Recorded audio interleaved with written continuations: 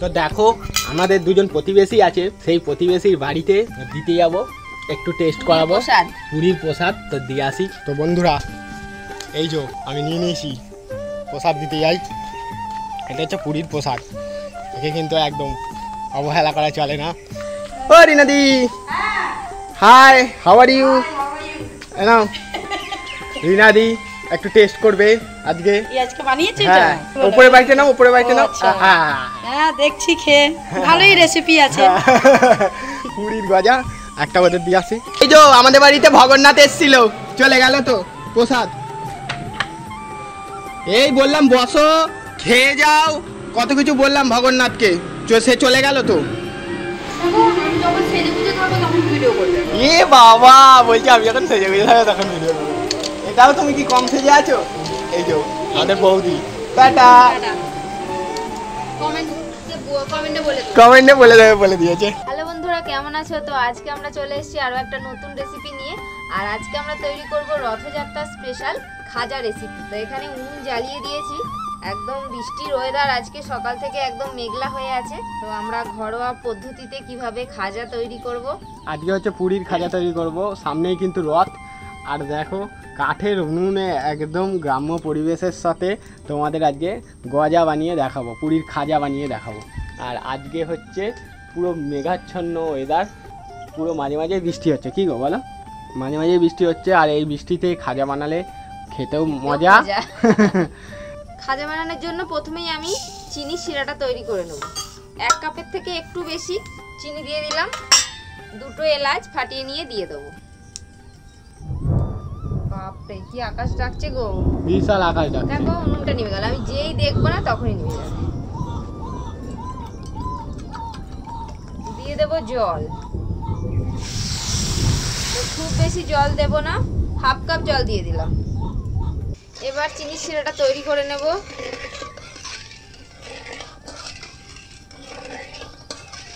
চিনি শিরা তৈরি হয়ে গেল, এবার ঢেলে নেব। আমাদের দেখো চিনির শিরা তৈরি হয়ে গেছে। এবারে গজার রেসিপির সরঞ্জাম গোছাবে। এখানে নিয়ে নেব ময়দা, খাজা বানানোর জন্য ময়দা নিয়ে নেব। আমি 2 কাপ ময়দা নিচ্ছি। 2 কাপ ময়দা তো অনেক হবে গো। ও আসলে বেশি করে খাওয়াই ভালো। না অনেক কোথায় হবে, এটাকে তো গোল গোল করতে হবে। 2 কাপ ময়দা দিয়ে দিলাম। এবার দিয়ে দেবো ঘি। তো ঘি দিয়ে ময়ানটা দিলে খেতে বেশি ভালো লাগে, খাজা একদম পুরীর মতন হবে। ওহ, একদম ঘিয়ের ড্রামটা দেখে যা গন্ধ, গাওয়া ঘি। এখানে তোমরা ঘি বা সাদা তেল দুটো মানে মিশিয়ে দিতে পারো, আবার পুরো সাদা তেল দিয়েও কিন্তু করতে পারো। এখানে 4 চামচের মতন ঘি দিতে হবে, গলিয়ে নিলে ভালো হয়। হ্যাঁ ভালো হয়, 4 চামচ বোঝা যাবে তাহলে। এবার দেখো ঘিয়ের সাথে ময়দাটাকে ভালো করে এইভাবে হাতে করে ঘষে ঘষে মেশাতে হবে। এইভাবে ময়ানটাকে ভালো করে মিশিয়ে নিতে হবে, তবে কিন্তু খাজা একদম মচমচে হবে। দেখো ময়ানটা কত সুন্দরভাবে দেয়া হয়েছে, একদম এইভাবে হাতে করে ঘষে ঘষে 3 থেকে 4 মিনিট সময় নিয়ে ময়ানটা দিতে হবে। আর এইভাবে মুঠো করে দিলে দেখো এরকম মুঠো হয়ে যাবে। হ্যাঁ তাই তো।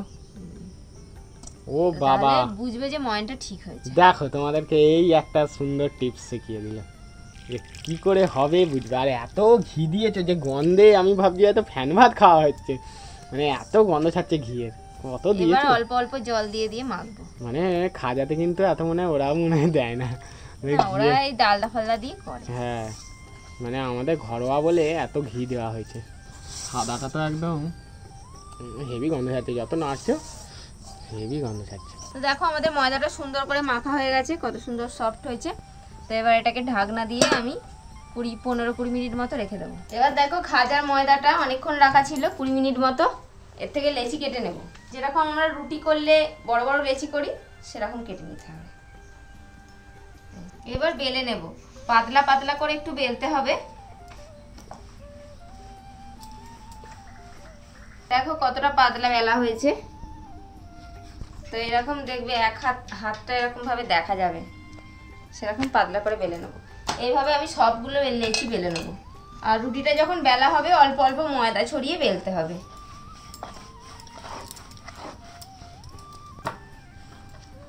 দেখো আমাদের সব রুটিগুলো কিন্তু বেলা হয়ে গেছে।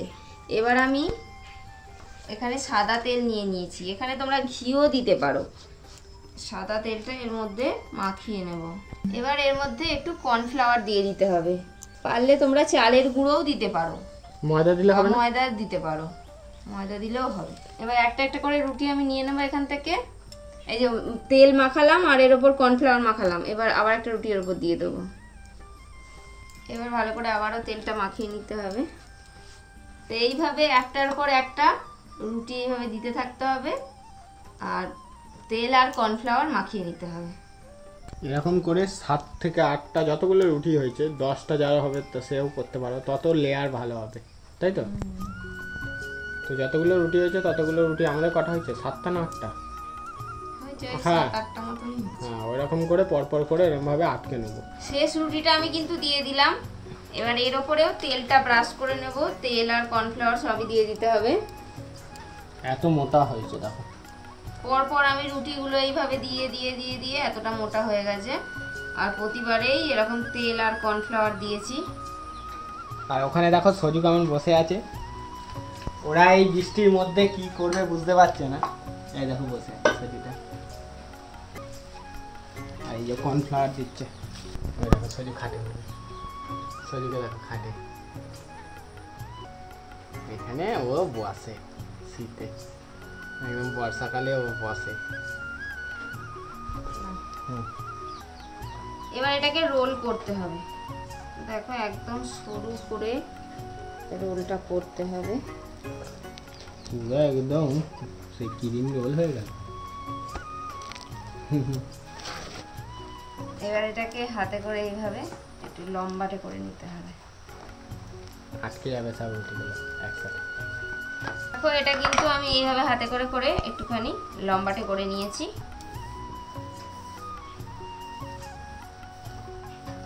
হয়ে গেল আমাদের খাজার রোল। এবার এটাকে কাটতে হবে। এই যে পিছন দিকগুলো এরকম হবে, কারণ সব লেয়ারগুলো সমানভাবে হয়নি। এইগুলো ঠিক হবে। এই যে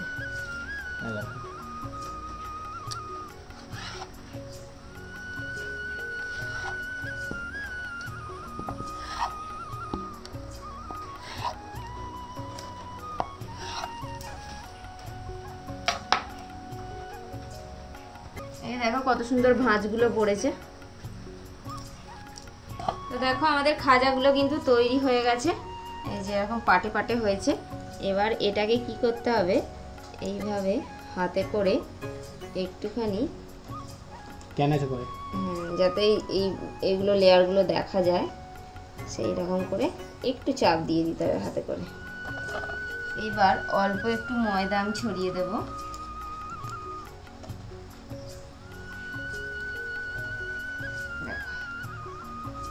এরকম বেলে নেব, কত সুন্দর ভাঁজগুলো দেখা যাচ্ছে। তো এইভাবে সবগুলো তৈরি করে নিতে হবে। দেখো বেলনটা কিন্তু হালকা করে বেলে নিতে হবে, লেয়ারগুলো কত সুন্দর বোঝা যাচ্ছে। দেখো আমাদের সমস্ত খাজাগুলো কিন্তু আমি বেলে নিয়েছি। এই যে এখানে একটু আছে, এখানে কয়েকটা আছে। এবার এখানে উনুন জ্বালিয়ে দিয়েছি, এবার সাদা তেল দিয়ে দেবো ভাজার জন্য।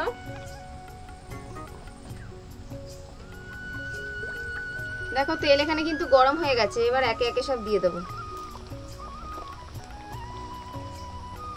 একবারে যতগুলো ধরবে ততগুলো দেবো। দেখো দেওয়ার সাথে সাথে কি সুন্দর ভেসে উঠছে, আর আঁচটাকে কিন্তু কম রাখতে হবে এখন।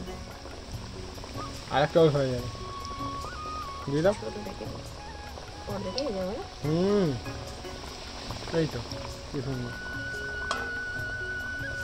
আঁচ কিন্তু একদম আমার আস্তে আছে, আঁচটাকে মাঝারি রেখে ভাজতে হবে, তবেই পুরো ভিতর থেকে মচমচে করে ভাজা হবে। তো দেখো ভাজাগুলো কেমন ভাজা হচ্ছে। আস্তে আস্তে আঁচ রেখে ভাজতে হবে, তবে কিন্তু আস্তে আস্তে ভিতর থেকে ভাজা হতে হতে লাল হবে। তো দেখো আমাদের এইগুলো ভাজা হচ্ছে, কত সুন্দর লালচে কালার এসে গেছে কিন্তু। দেখো আর কি লাল করব? না না, এবার পোড়া হয়ে যাবে তো। তো একদম কম আঁচে ভাজতে ভাজতে কিন্তু এরকম সুন্দর একটা কালার চলে এসছে। এবার এটার থেকে তেলটাকে ভালো করে ঝরিয়ে নেব। দেখো আমাদের এখানে রস তৈরি করাই আছে, এর মধ্যে দিয়ে দেবো।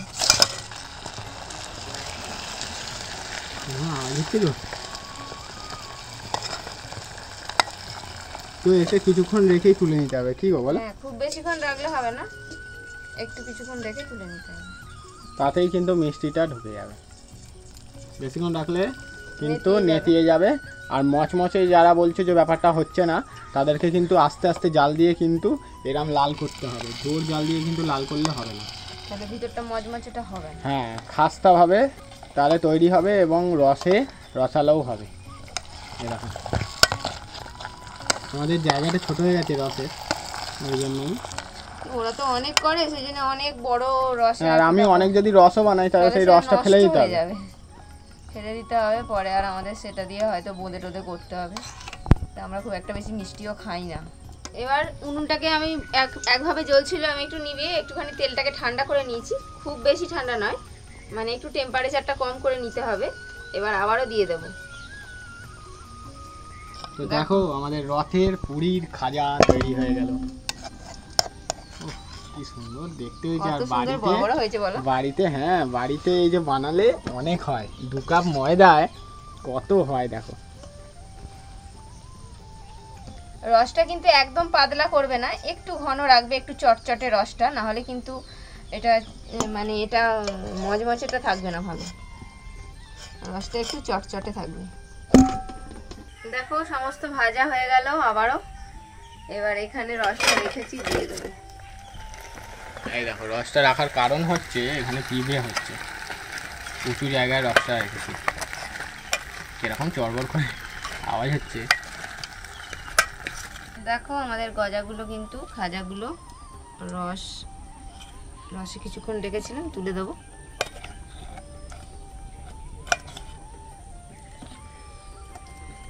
তো দেখো আমাদের গজা তৈরি হয়ে গেছে। আর এখানে দেখো সজুর এখন বসে আছে, আর এখনো কিন্তু ওখানে ভাজা হচ্ছে। তো দেখো কেমন হয়েছে বলবে কমেন্ট করে। হ্যাঁ দারুণ, কিন্তু দোকানের মতন দেখতে খুবই সুন্দর হয়েছে। একটা খেয়ে বলছি, তুমি খেয়ে বলবে? তুমি খেয়ে বলো। না না তুমি ফোন ধরছি, তুমি খেয়ে বলো। আর দেখো কি সুন্দর বসে বসে ক্যামেরা করছিলাম, কি সুন্দর দেখতে হয়েছে। বড়টাই নেই, দেখো কত সুন্দর দেখতে হয়েছে। কেমন হয়েছে এই দেখো, দেখছো? দেখো পুরো ভিতর পর্যন্ত কিন্তু ভাজা হয়েছে। দেখো পুরো এই যে আস্তে আস্তে ভাজলে কিন্তু এরকম সুন্দর ভাজা হবে। ঠিক আছে, এই দেখো খাস্তা খাজা পুরীর, বাড়িতেই বানালাম। তো বন্ধুরা, আমরা সবসময় পুরী যেতে পারি না, আর পুরীর খাজা এখানে সেখানে বিক্রি হয়, কিন্তু আমরা যদি বাড়িতেই বানাতে পারি এইরকম খাস্তা খাজা, একটা তোমাদের দেখাই, এই দেখো এইরকম খাস্তা খাজা, তাহলে কিরকম হয়, এত টেস্ট এরকম।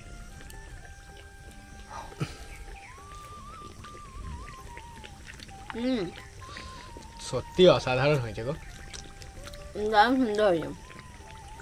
এটা আর একটু থাকলে বেশি ভালো লাগবে বলো। যেমন রসালো এরকম মুচমুচে, তোমরা সামনে থাকলে বুঝতে পারতে। খুব সুন্দর হয়েছে। তো আমাদের তো এখন খাজা ভাজতে সময় লাগবে, ভাজতে কিন্তু অনেকটা করে সময় লাগছে। তো এইভাবে সুন্দর করে মচমচে করে ভেজে নাও, তোমরাও বাড়িতে তৈরি করো। আর কেমন লাগলো আজকের ভিডিও কমেন্ট করে জানাবে। ভিডিও ভালো লাগলে লাইক করে দাও। তো আজকে এখানে শেষ করছি, দেখা হবে পরের ভিডিও। Tata tata.